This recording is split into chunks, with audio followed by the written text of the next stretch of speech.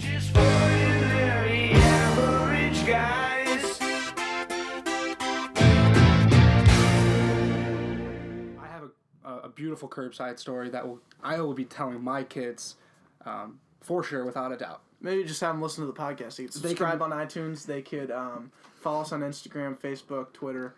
And then they could also look on our YouTube page and our alleged SoundCloud page. And then they could listen to it then, too. So what would you tell your future kids right now? If I were to tell my future kids one story about Hawaii, I think it would be Waimea Bay. Okay. So I traveled up to the north. Can you say coast. that like slower so people understand what you just said there? Sure. This is a story about going up to the north coast of Oahu at specifically Waimea Bay. Waimea Bay is a shore break wave beach. Okay? So the waves break at shoreline. Okay. And that means there's no really give when the wave breaks, it's hitting sand almost immediately. It's violent. It's very violent. These waves are roughly between 20 and 40 feet. And when we walked up on the intercom, the lifeguard goes, "If you are not an excellent swimmer, please stay out of the water. If you are a small child, parents, please watch over them. Oh.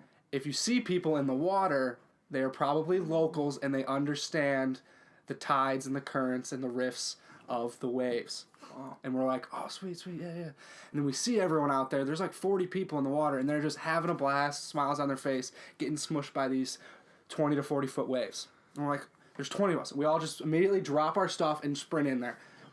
Basically didn't process what the lifeguard said. We had 3 boogie boards. Me and 2 other guys grab our boogie boards and just sprint in there like we're in a Hawaiian movie. Yeah, and would you describe yourself as naturally buoyant, or are you more made of like lead? You sink.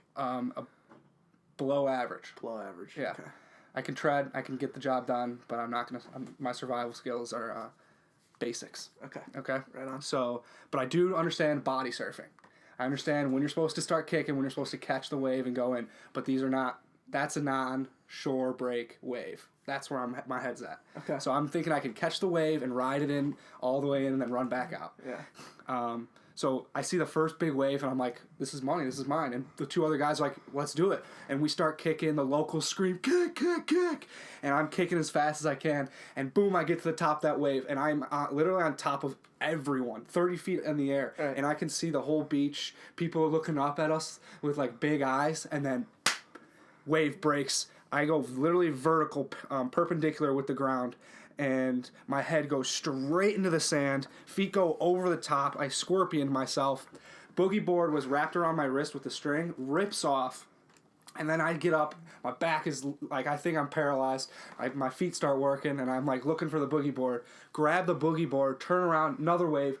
Boom, smash. I'm then barrel rolling in the water. I get up, see the 2 other guys are like D-Dayed, crawling out of the sand, and I turn around, just barely avoiding the 3rd wave, and I get out of the sand, and I'm on my back, huffing and puffing, thinking I just barely escaped death. So storming the beaches in Normandy. Storming the beaches in Normandy was the finale of that. Oh my and gosh. We all were like, I don't need to go in the water again. I'm going to just sit back and watch. I think I'm going to listen to the man. I'm going to listen to the lifeguard because... Tell the tourists, like, hey, don't go in. It was insane. But you wouldn't be the person you are today if you didn't do it, right? Correct. And I quickly learned, and I'm very humbled experience, to really, truly appreciate the ocean now. Okay. Because it is so powerful. It is so controlling. When you step foot in that ocean, you are the ocean's... The ocean is your canvas, and you're just kind of... No, not at all. No, the ocean, it canvases you. It takes you in whatever word you can describe where when you go in the water, you're trapped, and now the ocean controls you. So it's a jail? It's basically like a jail. Okay. Like, you just need to quickly realize that the higher power is the water. Okay. And you need to respect it. It's an external force. You need to respect the ocean. Yeah. Okay. I like that.